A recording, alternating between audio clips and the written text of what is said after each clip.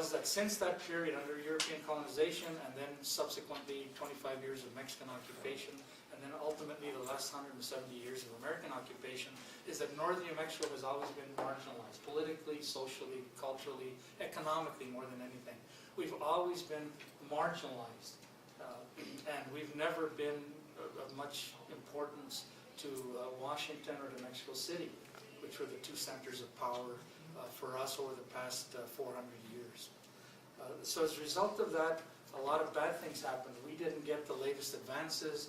We did sort of exist in a cultural, political vacuum.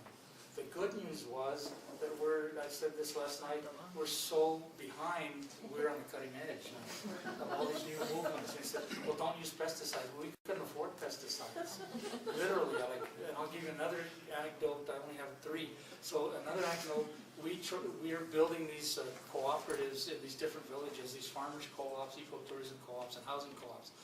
But we have to get certified organic by the New Mexico Commodities Commission. They go out, they do soil tests, they ask you, when's the last time you bought fertilizer, at the store, at the feed store? And said, the last time? Are you kidding? We've never been able to afford fertilizer. And sure enough, when they look at the soil, it's just absolutely pure. So like I say, we're so far behind, we're on the cutting edge. So we need to, it's just a matter of reapplying what we have currently at our disposal and reapplying it so that we can create a livable income for our communities. We have the most important thing. What do you think is the single most, you probably know this, I'm talking to the choir, but just for the fun of it. What's the single biggest obstacle to a young farmer wanting to become a farmer? Land. What, land prices? Exactly.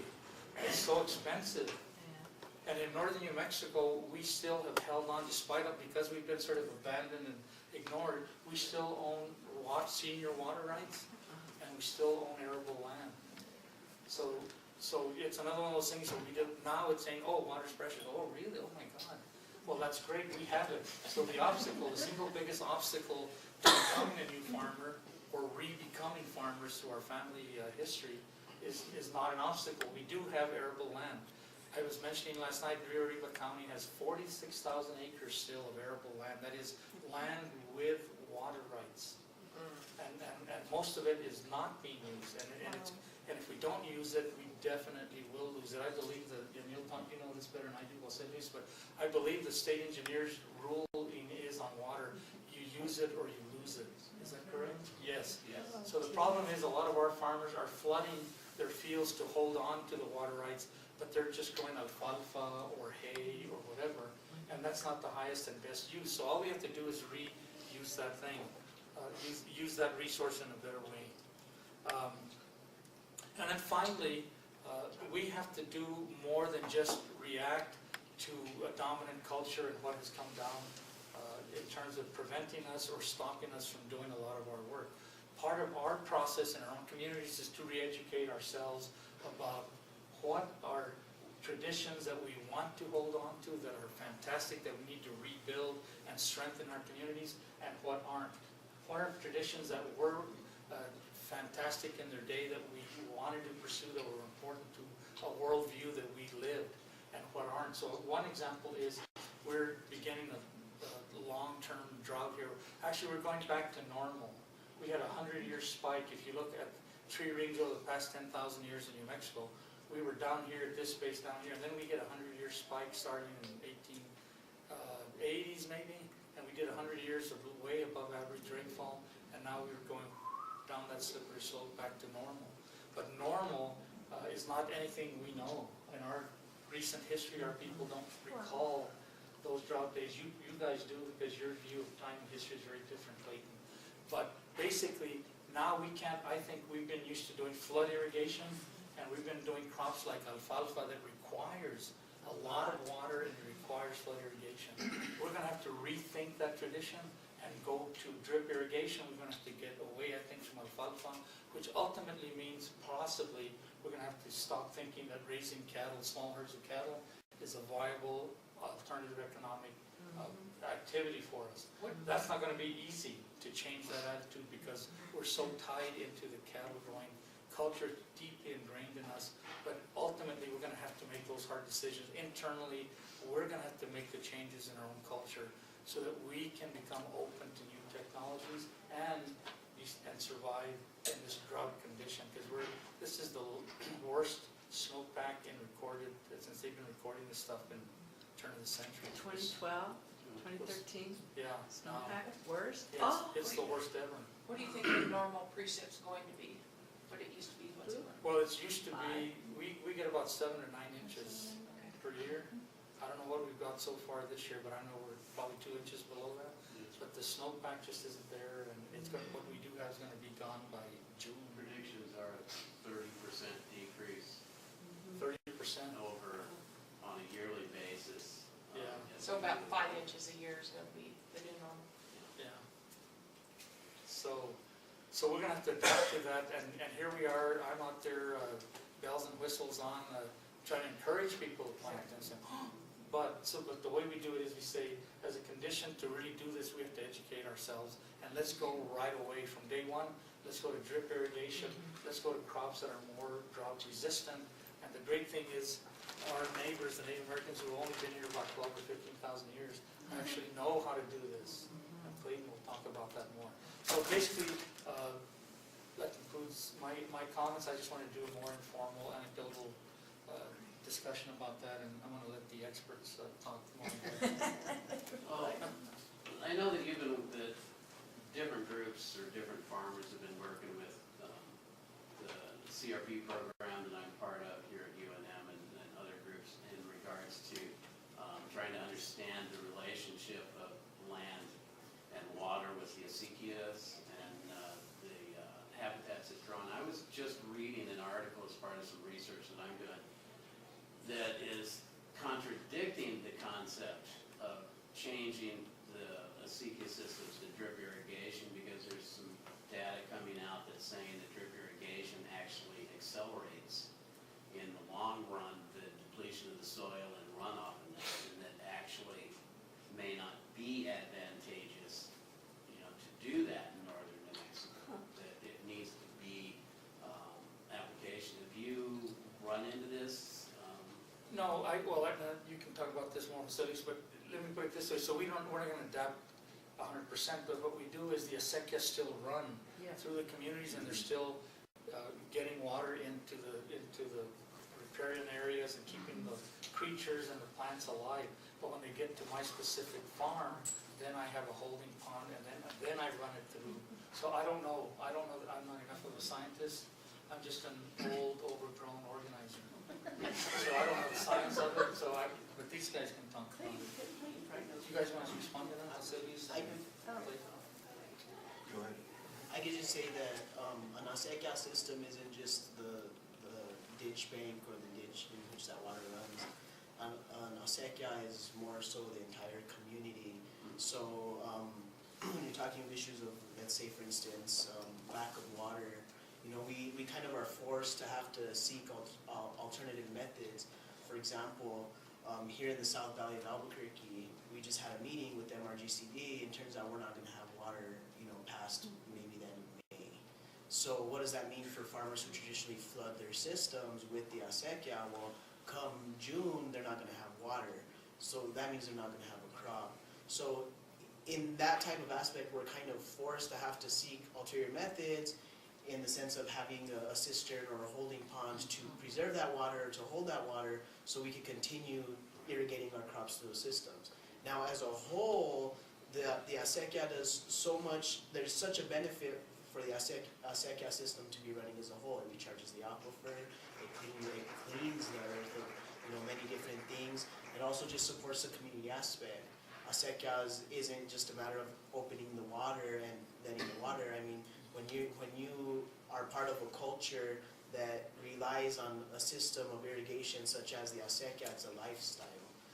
It's deeper than just turning on the water. You have to know how to move the water. It's a culture that encourages community. It's a culture that encourages people coming together and following each other's lead. It's a system that encourages leadership growth within communities and knowledge and stuff like that. So to tie back to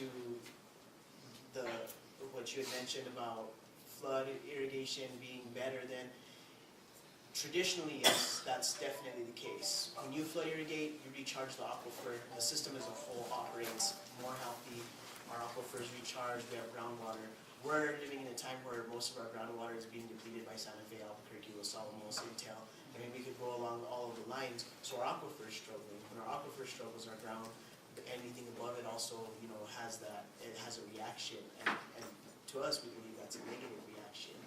So, yes, drip irrigation isn't as effective in a holistic perspective to agriculture and just the agrarian heritage, but when we're living in a time where there is a huge lack of water and we still want to continue our cultural path or our traditional paths of growing food for our communities, it's very important for us to be able to get with the program and understand other ways of saving water, and hopefully that, you know, as we start to learn more about drip irrigation, we can learn more about the quality and the life and the diversity of the soil and the health of the soil, so we can, you know, apply other traditional practices or other practices like cover crop to help replenish the soil and improve that soil's quality.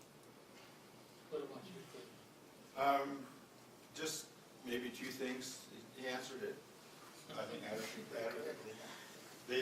actually what I have learned is that the actual word acequia is a Moorish word, and that means the law of thirst. And so it's, Could you you know, repeat that?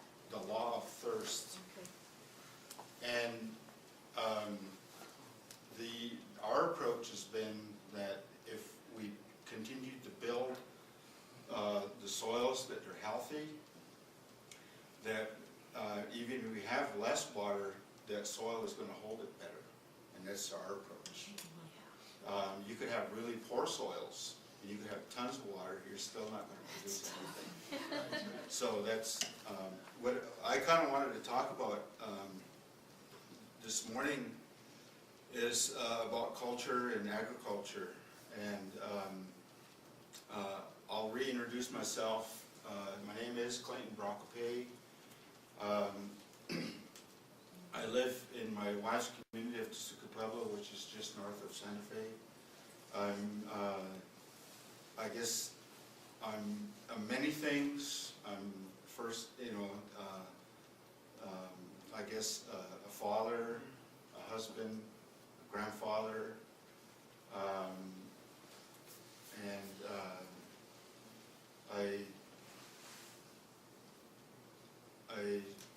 happen to, I guess, kind of follow. I do farm. I'm a farmer, and some years back, I and a number of other people started a nonprofit organization. So I'm a program director of it's called Traditional Native American Farmers Association. And as I sort of mentioned briefly last night, was that when I and my wife met and we decided to get married, one of our I guess aspirations was to farm and raise our children in that manner so that they knew those things. And one of the reasons that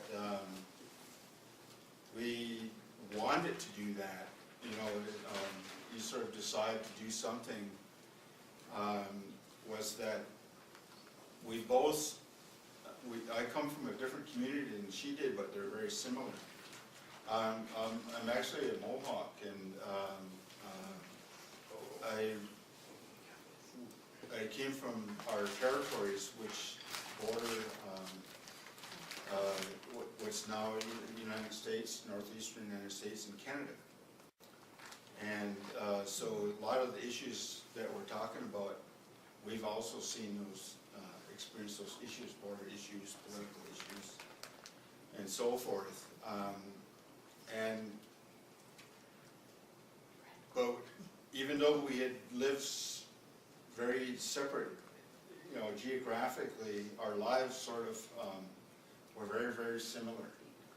And we were both born at a time when there was some changes happening within their communities, and one of the things that we did see was that the decline in the amount of agriculture being practiced in their communities. I'm very careful to say it that way because it was not a decline in the agriculture, but just a decline in the amount of agriculture that's being done. The type of agriculture always excelled. It was an excellent form of agriculture that always, I guess, took that approach of working with the environment, working with the land, and building community. So that's, I had, my experiences, I worked very young on gardens, sustainable,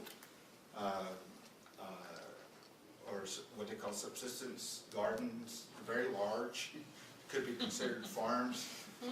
And then I went into, I worked on a lot of different types of commercial operations. That was my experience, because I actually enjoyed it, even though it's very hard, tiresome and stuff, but it's probably, to me, is the most enjoyable time that any human could experience. And so that was our decision, to raise our children in that manner, and we set about to doing that. And even at that point, we kept seeing, you know, a lot of the older people, after they passed away, that their families weren't, I won't say weren't interested, but weren't able to continue, like our tutor had mentioned. And so we decided to try to reverse that trend and become maybe, hopefully, an example that, you know, you could also do all these other things, right?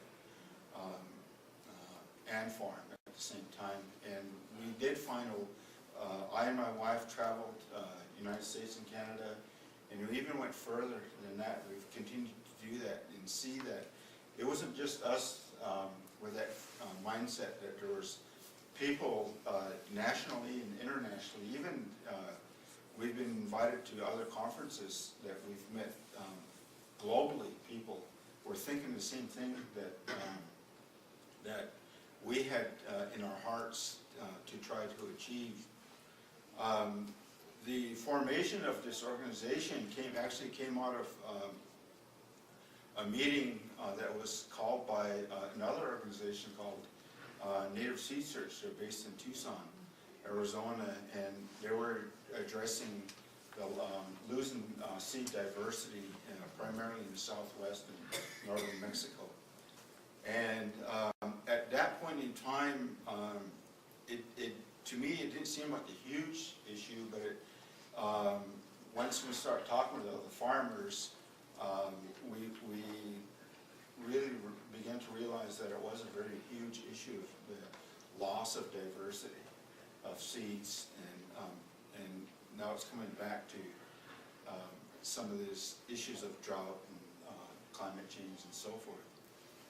And that loss of diversity is actually a challenge to us too, because the more diversity you have, the more I'd say that the farmers or the communities have in their arsenal to address those issues. But when we went to this meeting, there was, I believe, around 70 farmers, families from both Arizona and New Mexico. And there was 2 younger family farmers present at that meeting.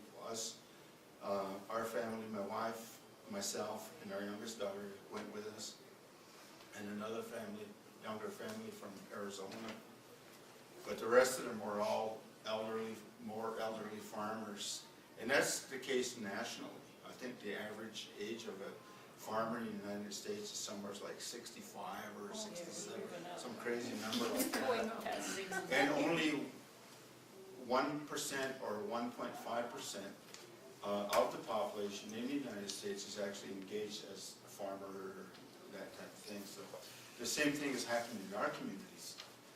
And what we heard from the older farmers, one was that they wanted to encourage the young people to back engaged as planting as farmers or agriculturalists for a number of different reasons, and I'll get into that.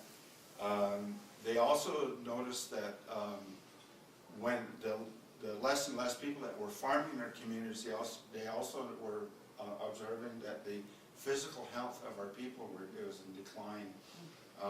The Native American communities probably have the highest percentage of people with diabetes in the nation. And then they also noticed that they were making those observations that they noticed that there was a decline of people farming in the community. There's also a social decline. People weren't as respectful to each other as families, maybe even within their own families, with other community members, and the lack of respect between the younger generation and the older generation, which was really critical to our lasting as a people. And I'll say the same thing too. You see those things on national TV, not just in our communities, but nationwide, right? Just a lack of disrespect of life in general. So that was kind of our idea, is that when I and my wife were talking about things, we had seen that too and wanted to reverse that trend, try to reverse that trend. Our physical health, feeding our children well, but also rebuilding our communities into vibrant, caring, sharing, and loving one another as other human beings, not just within our community, but the humanity, worldwide, I'll say. And again, that was our discussion as two young people, and then we found out later, many years later, that those discussions were happening with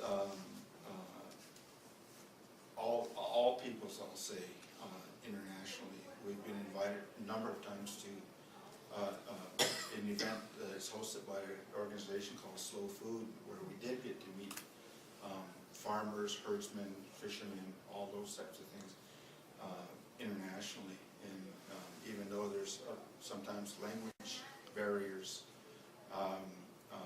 we still can communicate with each other on that level. So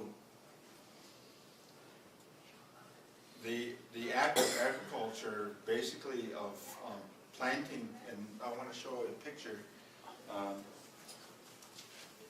if I can find it, and I'll continue to talk here, hopefully, that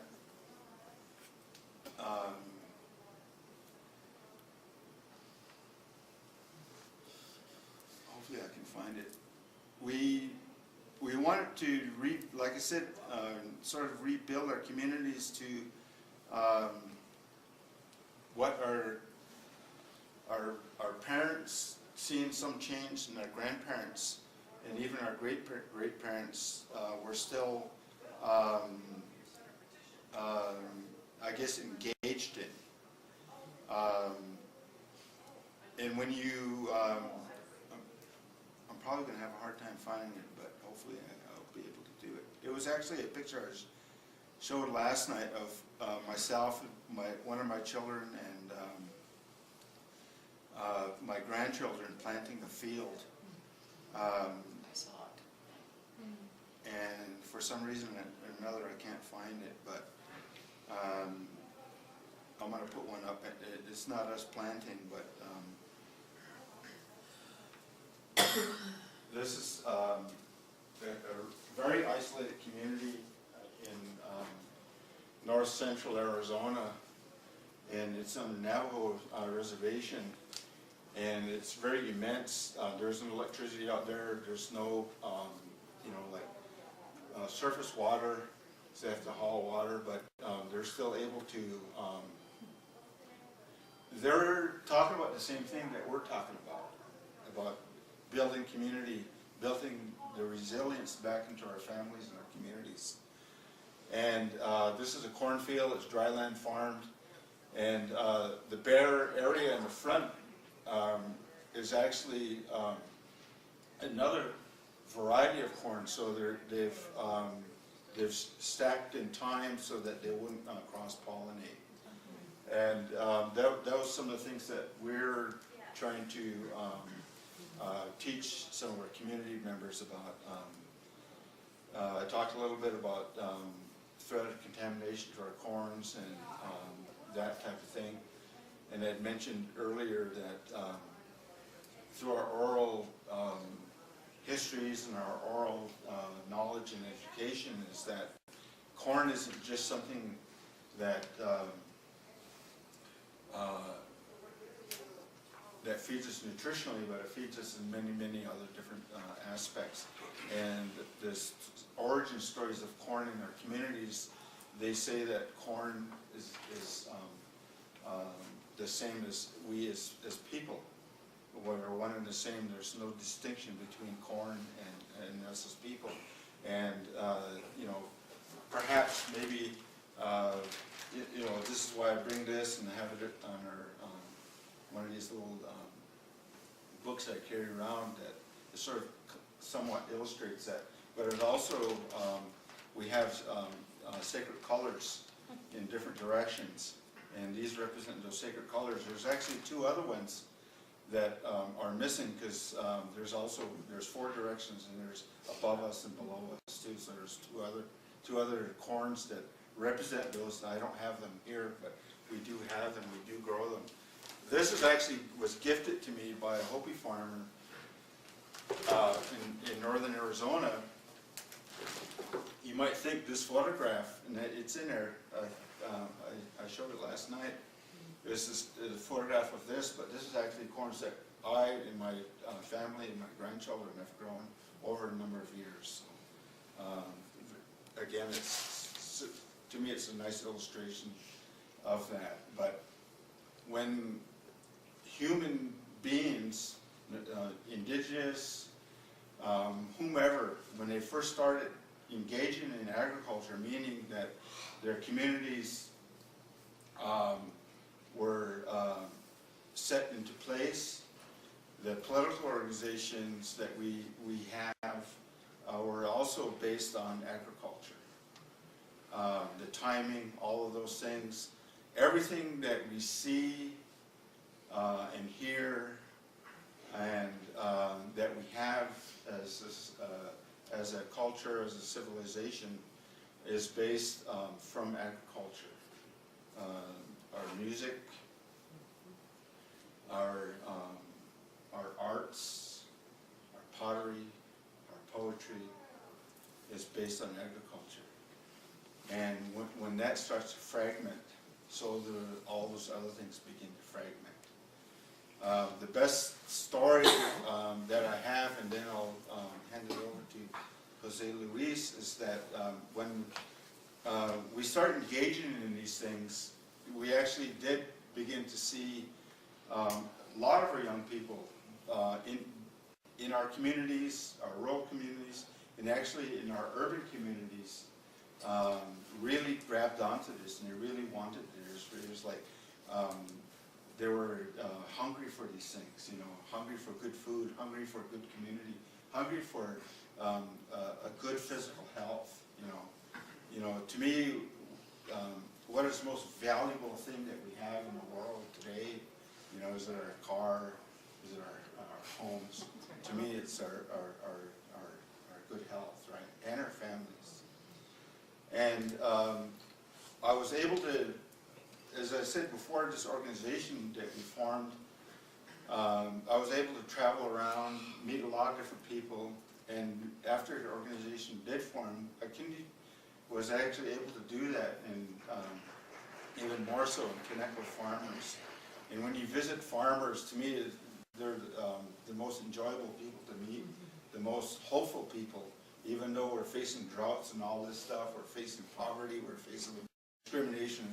They're always, it's like every season is, we're going to hope for the best. And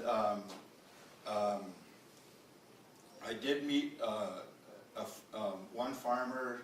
He's passed away since, but I had known him for a number of years, and I never asked him, well, can I go and see your fields? And I was just as a friend, talk to him about farming. I used to sell at the farmer's market with him and his family, and just a very enjoyable person, and learned a lot from him just by talking with him.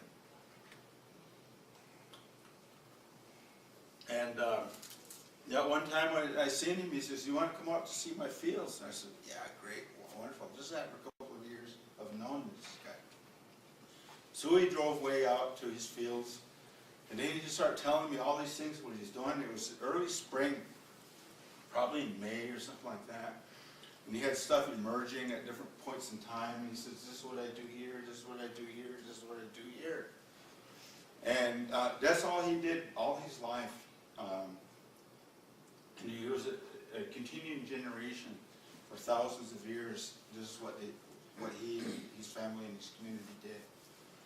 And I had the opportunity to learn about different types of things, new things, if you will. And one of the things that that we sort of engage in right now is we do a 2-week Indigenous Sustainable Design course. It's based on permaculture, and that's it was probably everybody's familiar with that terminology. He never have heard of it. He never ever read a book about it, but that's what he was doing exactly.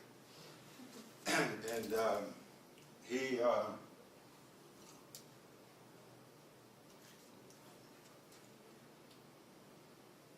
We looked at it. He had corn coming up. It was about this high.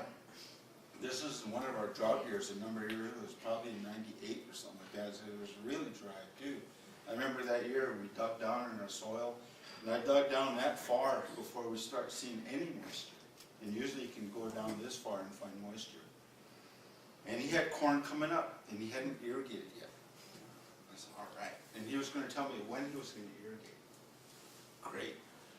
So, but the best part of this whole experience that I learned, and I really learned something that day, he said, when everything's going to be ready for harvest, he has, because these fields were so far from the village, sometimes they get predators, or sometimes two-legged predators taking things from the fields. So he had a cottonwood tree, and he had a platform built up on there where he would stay in the evening at night, throughout the night. But so picture this, kind of close to the Grand, not exactly. There was a bosque in between, cornfields, cottonwood tree, a little platform up there, sunset, right? New Mexico has great sunsets. So he says he sits up there and composes music. So that's the highest form of agriculture, because that music relates directly to those fields and to us as people, right?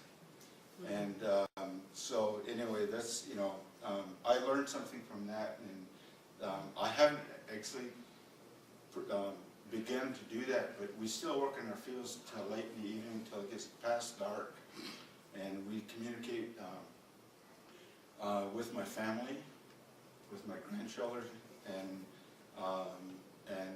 my children, and so to me that's the highest form of agriculture that any human being can practice.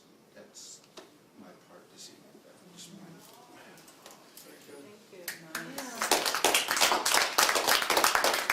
What are the colors of the directions? Well, it depends on who you talk to, but the corns are there, black. They call it black or blue, it'd be north. Yellow, I'm trying to remember.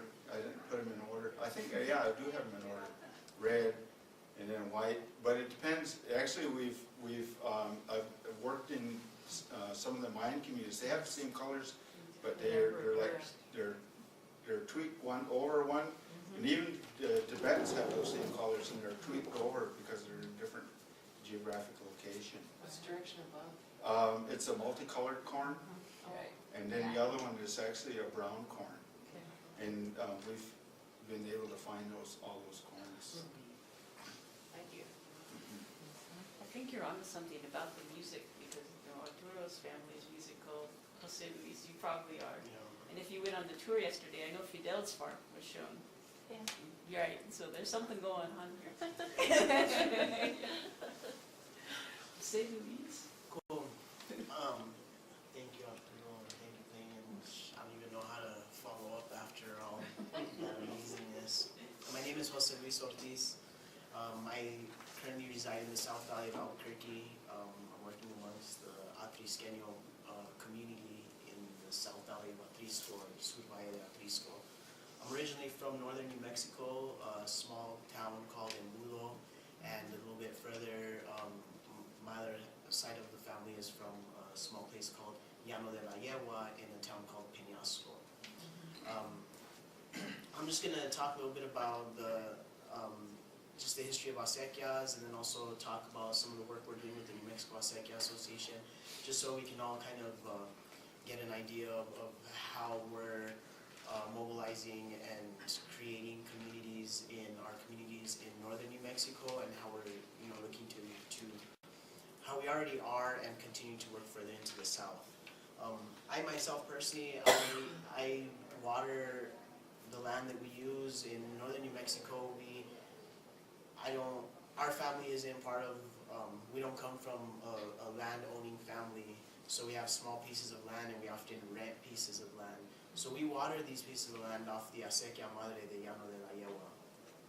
And we grow things like Timothy hay for our horses and for our sheep, and some alfalfa. But most recently we've turned to more sustainable measures, mostly because we don't have that much land to grow large amounts of food. We're turning to small areas of land and doing preserving water ideas, drip systems and stuff like that.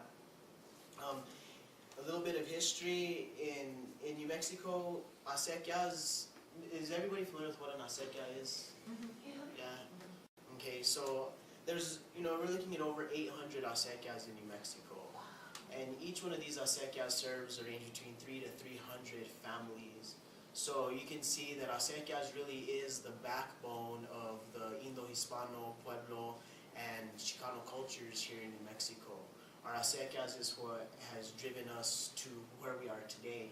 And when we speak in terms of resilience, I think this is a perfect example of what resilience is. This also, acequias can also represent corn, just like ourselves as people. This is true resilience. Acequias it's a technology that comes from the 16th century. They were created and built by indigenous people from these parts with the influence of Spanish, Arabic, Moorish influence during the time of the conquest. Resilience, acequias, very much the same thing. Technology is very ancient and we still use it, and it's very effective today. The thing about acequias and the benefits, there's traditional methods, and then we have modern day methods, and acequia systems run off of a traditional ideology. The idea of community, for example. Acequia is very community oriented. It's a type of governance system. So it's a localized government. Each community has its own acequia governance. So the government isn't the same. Acequia governance systems aren't the same throughout New Mexico.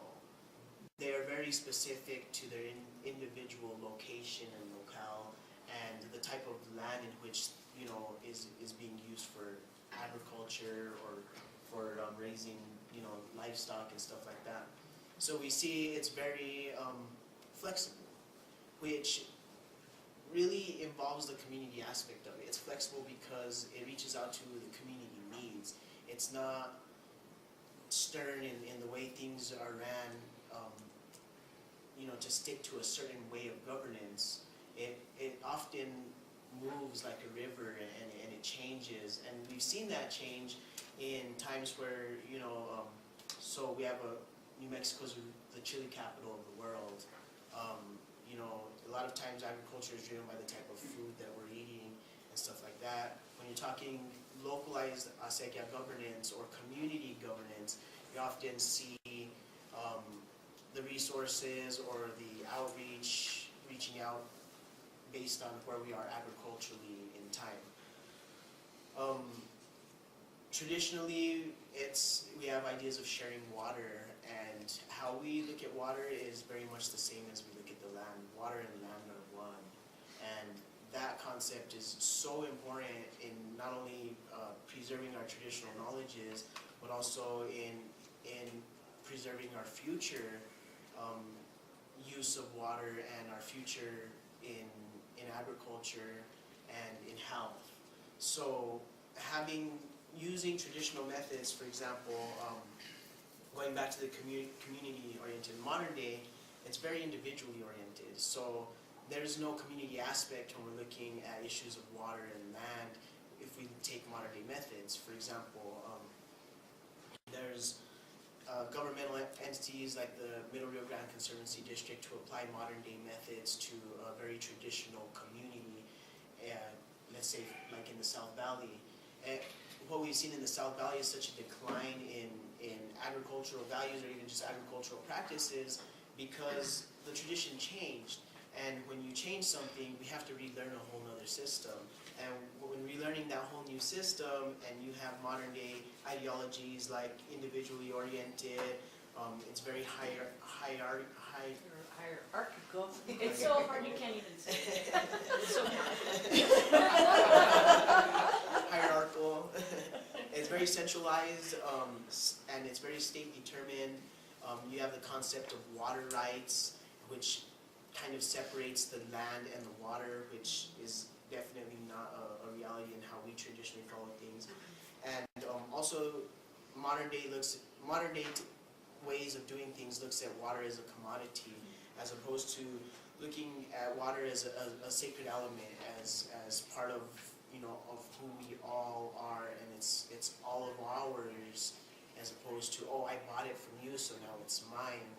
So we're seeing a struggle within our agricultural communities in that change of how we view things and how things are governed. The big part of that, a lot of people say, what's the biggest resource that we have in New Mexico? Well, the biggest resource people say is our land, right? We have a high resource of land, but we also say, what's the biggest struggle for a young farmer if he wants to farm? Is finding land. Well, one of the big resources that we have in New Mexico, which makes us unique, and maybe not even New Mexico, more so the Southwest, which makes us unique, is that we have a resource of knowledge, traditional knowledge. And I'm not talking knowledge in the sense of, academia and science. I'm talking about knowledge as far as relationship with our surroundings and with the Mother Nature, if we can use Mother Nature to term all of the sacred elements. In New Mexico, we very much live amongst the elements. Arturo said that we're so far behind that we're on the cutting edge. It's actually very true. In the town that I'm from, we don't use pesticides. Organic is, we call that normal. You know what I mean? Like, yeah, my grandpa would say, we're paying so much now for organic. Like, we just normally did that, just regular. And with that, I think that along with being so far behind technologically, it's preserved a lot of the traditional knowledges that we get from our communities, our Pueblo communities. And a lot of the communities in the north, they are very indigenous. We follow indigenous practices. A lot of people will call themselves Hispanics or even the Hispanos. We're very indigenous. We're very much an indigenous population of people. we have practices such as Catholicism and Christianity and stuff like that that maybe gives us a label of being Spanish, but we're very indigenous. What I'm trying to get to is being indigenous and following in those indigenous practices gives us a holistic ability to be able to create community, to be able to grow food, to be able to develop and expand our community ideals, and also to share. So I want to share with you guys just a couple of the projects that we do with the New Mexico Acequia Association to help encourage these certain themes. So one of them is we do a mayordomo workshop. Does everybody know what a mayordomo is? A what? Don't count on it. Mayordomo. A mayordomo. A mayordomo is the selected community member, just for the sake of this conference, we'll call it the community official, that's selected by the community to manage the water. This is a traditional knowledge. People think that water your garden, turn on the water, and there it is. Well, traditionally, in flood irrigation, it's such a intellectual knowledge to understand how water flows and how water moves is a skill that someone can't just learn overnight, or you have to literally spend years on the land and build a relationship with that water, build a relationship with the land, build a relationship with the food that you're growing. So our Mayordomo project is aimed at that. And what our focus is we're focusing on a population of people who are still directly connected to the land. Mayordomeria is a tradition passed on within families. We often see whoever's a mayordomo nowadays, their great-great-great-great-grandpas, and all them in between were also mayordomos. So that tradition is passed on not only while they're out there in the field, but also while they're eating dinner at the dinner table, while they're sitting in the morning sun drinking coffee. So it's a much deeper knowledge than just managing water. And that's where the big disconnect is between modern day organizations like the MRGCB, is they don't take those traditional knowledges into account in the relationship side of things. So with our project, we work with families. We have a family in the Albuquerque area, in the Jemez area, and it's really interesting because traditionally, a lot of it's always been a man's type work. The leader of the family, is the male, and he's the one that does it. Well, nowadays things are changing. We have strong women who want to become mayordomos, and I think that's beautiful in terms of preserving our traditional knowledge, but also taking a step forward as a people in growing, in women being able to do this type of work. People say women can't do that. Well, that's a big lie, because our work has proven otherwise. We work with the family, the Sandoval's in Jemez, and the father is the mayordomo and has been. His father was the mayordomo, and they follow very traditional practices. They still visit door to door, and they still come and say hello and let you know what time you have the water, which in that relationship building, that's also part of the relationship that we have with water. Technology kind of changed to where now we make calls and just say, hey, turn off the water at 3, which kind of takes away from the whole thing. So in our Mayordomo project, we're trying to cultivate more traditional methods. What that does is that builds community, that builds a personal trust. Looking at each other in the eye, sharing this space together, builds a relationship between us that maybe words can't even identify. It's the natural law of science. It's music and agriculture. It's a vibration. It's a very successful project. We're working, with many families. We're passing on that knowledge. We're not so much institutionalizing that passing of knowledge. We're more so taking it to their home and allowing that to be cultivated. And we try to just support them as much as possible. We also bring these people out to other communities to share their stories, which is great because, oftentimes we think that, we're in our own community and we're doing our own little thing here, but in Peñasco, we're very much struggling the same thing in Truchas, in Santa Cruz, and by being able to share these stories, we can make those connections, which again builds, strong communities.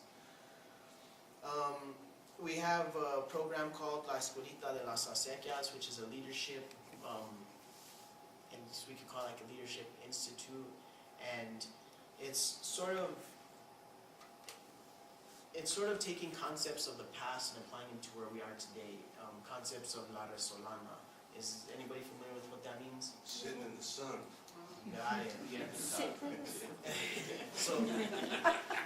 So La Resolana, if I was to define it, I would define it as a family ceremony, or a close relation ceremony. It's the time of day when, it's in the morning, mostly in the morning, where family comes together and, well, let me just break it down for you. So my grandfather, in the morning, he would wake up, and he would wake everybody up, and he would go outside and smoke his tobacco and drink his coffee, and all of us would just land up going out there with him and hanging out and talking, and then, my grandma would bring some atole, some blue corn meal, kind of cooked like cream of wheat. She'd come out, and then eventually the whole family is there, and then that's when the family dynamic starts, people start talking. And in that space where you have the sun, water, food, the earth, like all the sacred elements, it creates an energy that is really absorbent. So when you're sharing common knowledge or knowledge between intergenerational knowledge between elders and youth, it's a very holistic exchange. Sometimes that exchange doesn't even have to be verbal. A lot of that exchange is pure, energy. That's what La Resolana represents. It's very similar to the dinner table.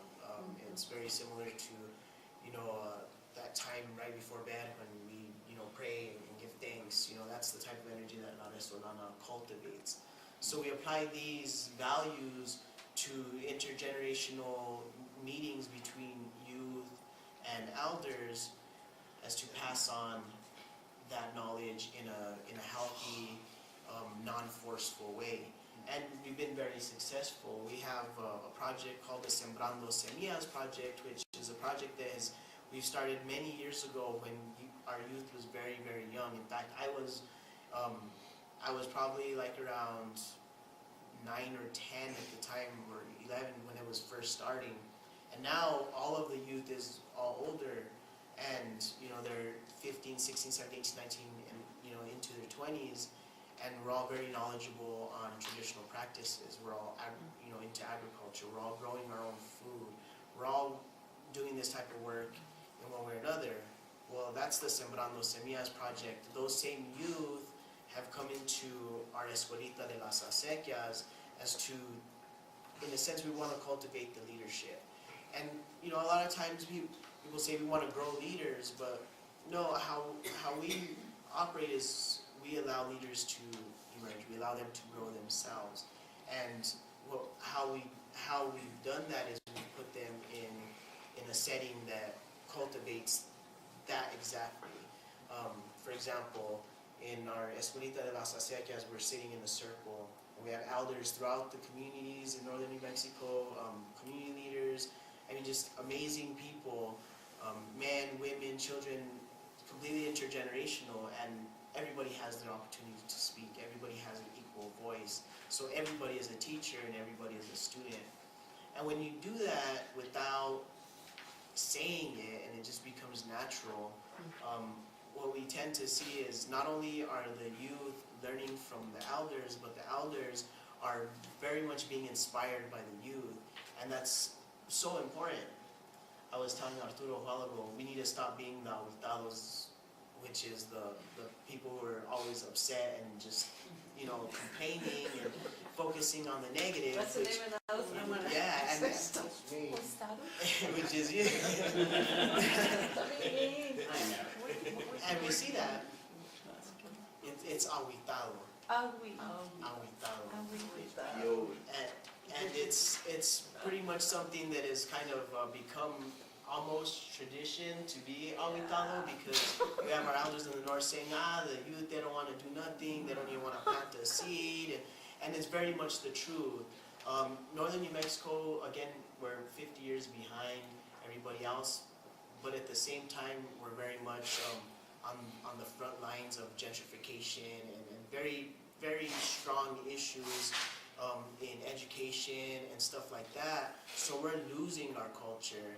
Our culture in northern New Mexico is being lost to, things like brainwash, for instance. We have our youth that are stepping into these schools and turning their back on their family who are agriculturally based in search or in pursuit of an American dream.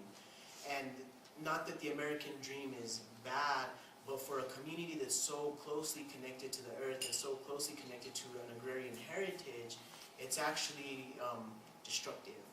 And the reason why it's destructive is because we speak a language of the land.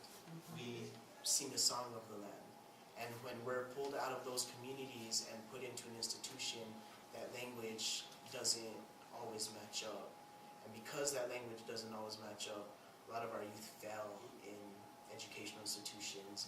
They fail in the pursuit of the American dream. And the result of that is a road to either drug abuse, addiction abuse, and all of the horrible things that happen. A road straight to the military. Not to say the military is a bad thing, but it doesn't also cultivate our traditional practices. A road to jail, which is a very big reality here in New Mexico as far as where our youth are headed. And then a road to a dead-end 9-to-5 job, which pulls us away from our family, away from our land, which is very non-traditional. We are trying to create we are creating program that helps cultivate traditional methods within this system in which we live. And how we're doing this is keeping land and water as one, which that's one of the biggest goals of the New Mexico Acequia Association, is to cultivate that, is to keep land and water connected. We support anybody who is doing agriculture work, even if they're growing alfalfa. We want to keep that agrarian heritage alive in New Mexico, in northern New Mexico, in greater New Mexico, in the greater Southwest. Back to the Escuelita de las Acequias, we're doing this project around a time when the world's going through a paradigm shift, and it's really beautiful to see because we have youth that maybe even never were involved that have stepped into, that we've invited, that have stepped into our meetings and have been inspired. And because we all come from an agrarian heritage, sometimes it takes just a little bit of water for a corn seed to sprout. It takes just a little bit of that pure love of what a true agrarian connection or connection to the land to relight that within all of us.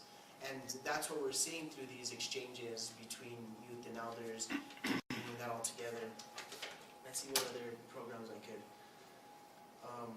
We have a farmer-rancher outreach program, and what we do there is we reach out to farmer and ranchers, provide them information and resources available, monies available that can help in the system community, advancing their farms and advancing their ranching. We work with a lot of people who raise cattle, grass-fed beef, a lot of different gardeners and stuff like that. One of the big things is that we try to focus on is consciousness raising. We believe that's one of the most integral parts of the work that we do at Las Acequias. The New Mexico Acequia Association is a non-profit organization based out of Santa Fe. We were founded in the late 90s, and we have quite a membership. The New Mexico Acequia Association represents or assists in outreach to what the real Acequia Association, which is the people that live within the Acequias. So consciousness is a big thing. This ties back to brainwash, oppression, and relighting that fire within our youth, and making those connections, and within our elders, in letting them see that, hey, not all the youth is all lost. There's still some type of hope. So, let me use your land. One of my teachers in northern New Mexico, his name is Miguel Santisteban. One of the biggest things is, oh, there's no land, there's no land. But he always said, you know, bring out the shovels and bring out people, and I guarantee you will start seeing elders. Oh, what's going on? What's going on over here? Oh, did you know I have a tractor I haven't used? You guys can use it. So I actually put that to work just to test it here in the South Valley. There was an elder, and we actually worked with 3 elders as part of a project that I was doing with the Escuelita de las Acequias. And the idea was to remotivate our elders into returning their land to an agricultural value. And as we, would talk to them, they're like, nah, I don't know if I'm gonna plant. And these are traditionally people who have planted season after season every year, and it's only been within the last 3, 4, 5 years that they, stopped growing.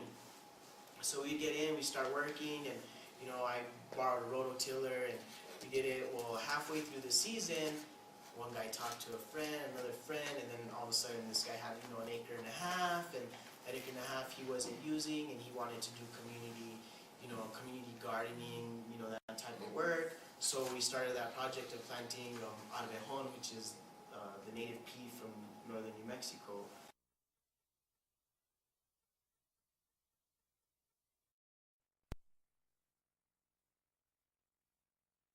What's going on. Yeah. Okay. That's it. Thank you very much.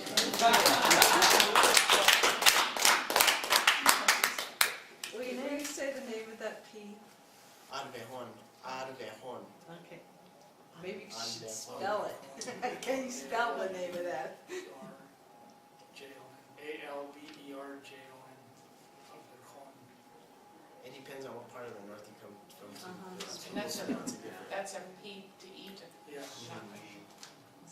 Is it vine? Yeah, it's a vine. When you said the people who complain, and Yeah, say that word again? Yeah, that word. Spell it. Aguitao. Yeah. Aguitados.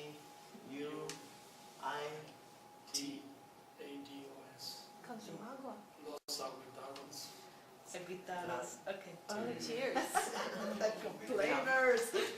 I think that word is like a colloquialism, I don't think it's a real, Uh-huh. look up in the dictionary. You'll never find it. You're in New Mexico. Is it, oh, the Mexico dictionary maybe. Right. Yeah. Also, we call that farm. So farmers complain all the time. We're ranchers. Yeah. The farmers complain always about everything. So we call that farmer mentality. Okay. Can I ask you a question, Arturo?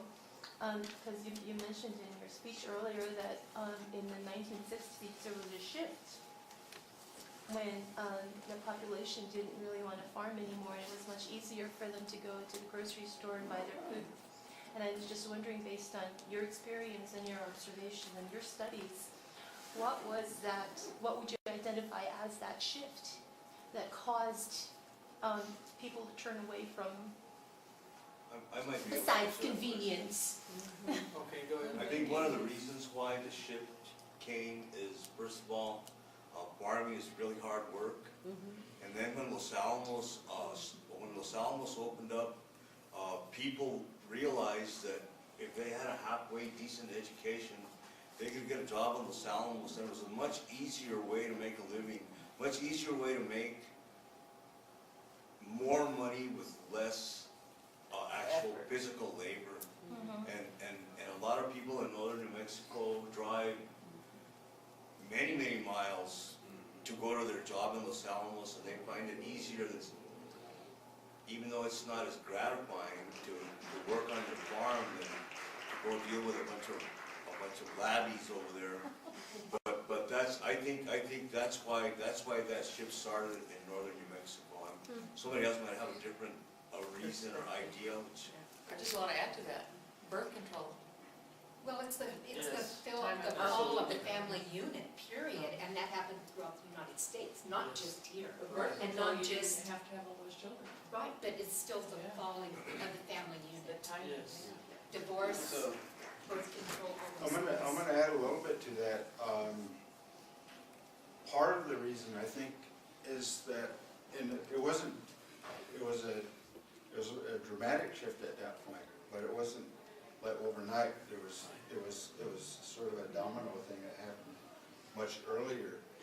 And part of it is, you know, a lot of times they say, well, it was easier money, I'll say. But when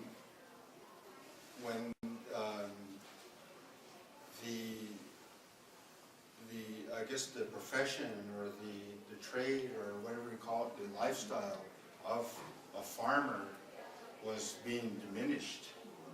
It wasn't being honored and it wasn't being respected either. Yes. And we got that in our schools, right? Yes.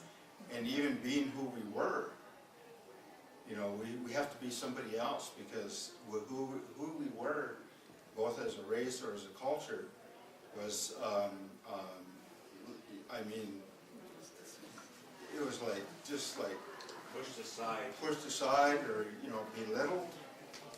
Even the things we ate were being belittled. TV and advertising. And so it became a time where it was, well, you know, as you're formalizing yourself and, you know, so, well, you know, maybe there's, you know, not just more money, but more self-esteem, more pride, status, going to driving to a job as opposed to walking out your front door and feeding chickens, right? And so that became a part of that, why, you know, people decided to do that. But now, you know, you can go through the whole educational system, maybe even today, maybe not so much today, but, you know, when I was growing up, you go to school and it's, oh, you can become this, and this, and this, you know, lawyer, doctor, whatever, you know, but never you ever heard, well, you could be a farmer, you could be a human being, you could be, you know, because that wasn't something that, you know, was taught to you to be prideful of or respected, you know.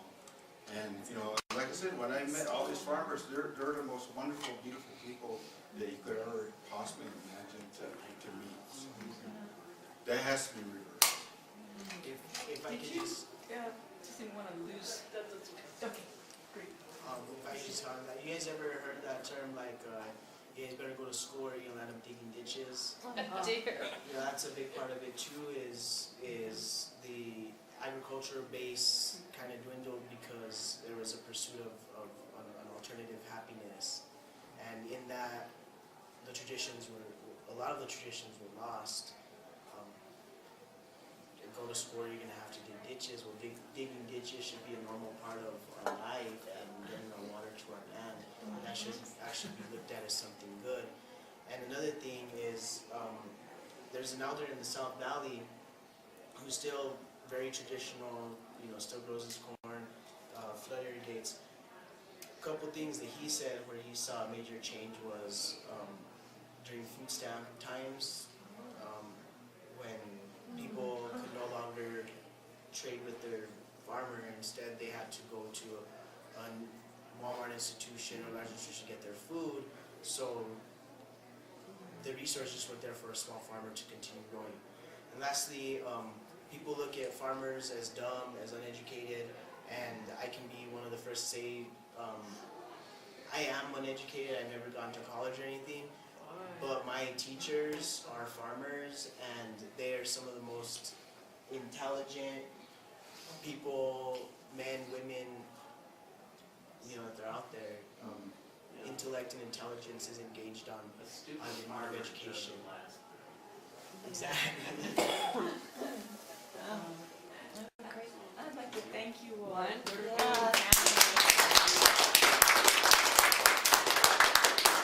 And we are welcome to talk as long as we want. It's just the risk of your lunchbox is sitting outside of the ballroom. There's friendly people here. That was amazing. Yeah. So, ustedes son bien, no de ustedes, Santa Fe.